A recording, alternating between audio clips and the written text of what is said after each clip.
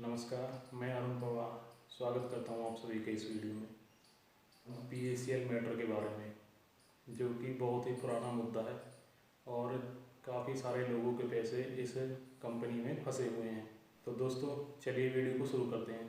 PACL company एक ऐसी company है जिसमें देश के लगभग 6 करोड़ लोगों के पैसे जमा हैं और जो कि ये कंपनी 2014 में बंद हो गई। 2016 में सुप्रीम कोर्ट ने एक ऑर्डर पास किया जिसमें कि एक कमेटी बनाई गई। वह सेबी को ऑर्डर दिया कि वह जितनी भी कंपनी की संपत्ति है सारी कंपनी की संपत्ति को जब्त करे, वह इसे बेचकर जल्दी से जल्दी सभी इन्वेस्टर्स के पैसे वापस करे।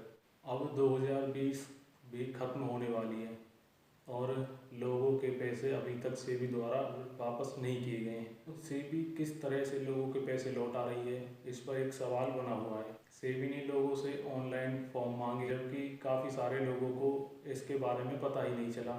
वह काफ़ी लोगों ने अपने डॉक्यूमेंट ऑनलाइन जमा भी करवाए, लेकिन उसके बाद सेबी ने उनके फॉर्म में करेक्शन निकाल दी। इन 6 करोड़ लोगों में सभी लोग तो वेल एजुकेटेड नहीं हैं। इनमें काफ़ी सारे लोग ऐसे भी हैं जो कि महिलाएं हैं और उनके पास स्मार्टफोन भी नहीं है। सेबी कोई भी नोटिस निकालती है, प्रेस रिलीज जारी करती है या कोई पब्लिक नोटिस डालती है, वो तो वह अपनी ही वेबसाइट पर डालती है। तो काफ़ी सारे लोगों को तो ये पता ही नहीं है कि सेबी कोई नोटिस निकाल भी रही है। सेबी या तो इसकी सूचना मीडिया द्वारा जारी करे या फिर न्यूज़पेपर में निकाले, जबकि सेबी इस तरह का कोई भी काम नहीं करती है। कोई नोटिस निकालती है तो वह केवल अपनी वेबसाइट पर निकालती है। तो इस तरह से तो सेबी की मंशा अपने आप साफ हो जाती है कि सेबी चाहती है कि लोगों के पैसे वापस ही ना मिले।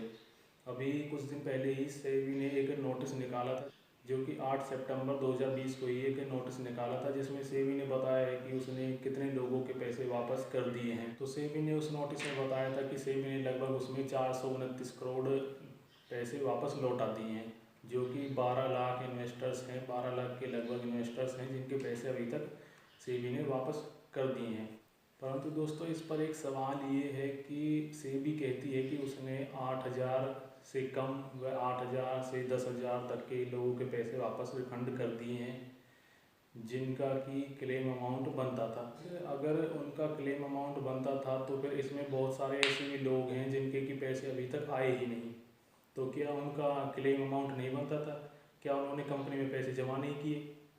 जब उनके पास सारी रिसिप्ट हैं, उन्होंने कंपनी के पास पैसे जमा किए हैं, तो सेबी उनके पैसे वापस क्यों नहीं लौटाना चाहती?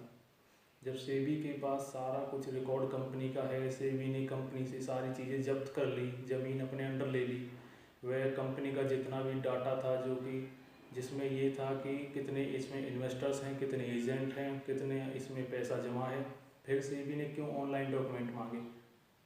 क्योंकि इतने साल कंपनी को बंद हुए हो चुके हैं, सभी लोगों के पास तो पूरी रिसिप्ट भी नहीं है। सेबी को ये बात बहुत अच्छी तरह से मालूम है और सेबी उनके पैसे वापस ही नहीं देना चाहती है। जब लोगों ने इस कंपनी में पैसे जमा किए थे तो उन्हें एक बॉन्ड मिला था। उस बॉन्ड में उनका एक रजिस्ट्रेशन नंबर है। उस रजिस्ट्रेशन नंबर से कंपनी का जो डाटा है जो कि सेबी के पास है, उस डाटा से ये सेबी ये देख सकती है कि इसने कितने पैसे, कितनी किस्त इन्होंने इस कंपनी में जमा करवाई थी। फिर सेबी क्यों उस डाटा का यूज़ नहीं कर रही? क्यों सेबी उससे ये नहीं देखती कि इसने कितने पैसे जमा किए हैं, कितनी इन्होंने कुल किस्तें इसमें जमा की हैं? सेबी क्यों लोगों से कहती है कि वो सारी स्लिप जमा करें, जितनी स्लिप जो जमा करेगा उसे केवल उतने ही पैसे मिलेंगे? इस तरीके से देखा जाए तो सेबी की एक इंटेंशन अपने आप ही साफ हो जाती है कि सेबी की जो मंशा है वो लोगों के पैसे देने की बिल्कुल भी नहीं है। जिन लोगों के पास आज सारी स्लिप नहीं है या उनके डॉक्यूमेंट खो चुके हैं, गुम हो चुके हैं, तो क्या इसका मतलब ये होता है कि उनका क्लेम नहीं बनता? क्या उन्होंने कंपनी में पैसे जमा नहीं किए? सेबी ये चीज़ साबित कर दे कि इन लोगों ने पैसे जमा नहीं किए। सेबी के पास जो डाटा है, सेबी उसमें से भी तो सर्च करके देख सकती है कि किस व्यक्ति ने कितनी जो है प्रीमियम इसमें भरी है, कितनी इन्होंने किस्तें जमा की हैं। फिर सेबी उस डाटा को यूज़ ही नहीं कर रही? तो अगर इस तरीके से देखा जाए तो सेबी कुछ ही दिन में यह कह देगी कि कुछ ही दिन में यह साफ कर देगी कि हमने इतने लोगों के अमाउंट वापस कर दिए, रिफंड कर दिए, जो कि क्लेम उनका बनता था। जितने भी और जो इसमें इन्वेस्टर्स हैं उनका कोई क्लेम इसमें नहीं बनता। तो फ्रेंड्स इसके अगेंस्ट हमें सुप्रीम कोर्ट में जाना होगा। सेबी ये चाहती है कि वह लोगों के पैसे ही वापस ना दे। तो जो भी लोग सेबी के विरोध में हैं, जो सेबी के अगेंस्ट अगेंस्ट खड़े हैं, जो सेबी ने जो प्रोसीडिंग बनाई है उसके खिलाफ हैं, उस पर आवाज़ उठा रहे हैं। हमें उन लोगों के साथ खड़ा होना पड़ेगा, सभी को एकजुट होकर सुप्रीम कोर्ट जाना होगा और सुप्रीम कोर्ट ही यह ऑर्डर करेगा कि किस तरीके से सेबी पैसे वापस लौटाए। जबकि सेबी सुप्रीम कोर्ट ने तो पहले ही अपने ऑर्डर में ये कह दिया था कि सभी इन्वेस्टर्स के पैसे वापस करें। तो सेबी को एक इस तरह का प्रोसीजर रखना चाहिए था जिसमें कि सभी लोग अपने डॉक्यूमेंट जमा कर सकें या फिर सभी लोगों के डॉक्यूमेंट सेबी के पास पहुंच सकें, जिससे यह प्रूव हो सके कि इन सभी ने जो है अपने किस्तें इसमें जमा की हैं। जबकि सेबी ने तो एक ऐसा प्रोसीजर बना दिया जिसमें कि कुछ ही लोगों के जो डॉक्यूमेंट हैं वो जमा हो पाए हैं और उनमें भी इस तरह की उन्होंने करेक्शन निकाल दी कि इनके तो जो फॉर्म भरे गए हैं वो गलत हैं। अब उन्हें काफ़ी सारे लोग ऐसे हैं जिन्हें यही नहीं पता कि हमारे फॉर्म में क्या गलती है या फिर हमारे फॉर्म में गलती है भी या नहीं है। लोगों का ही पैसा है और लोगों को अपने पैसों को लेने के लिए ही साइबर कैफे के वाले के पास चक्कर काटने पड़ रहे हैं, अपने डॉक्यूमेंट जमा करवाने पड़ रहे हैं, फिर उनमें करेक्शन निकल रही हैं, कह रहे हैं कि उनकी स्लिप जमा ही नहीं हो पा रही हैं।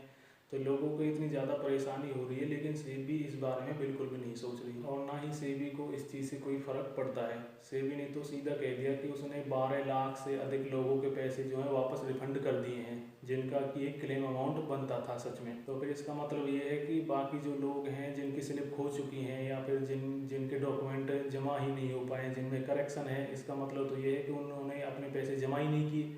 सेबी ये चीज़ बताई। तो इसका केवल एक ही सॉल्यूशन है कि हमें सुप्रीम कोर्ट जाना होगा।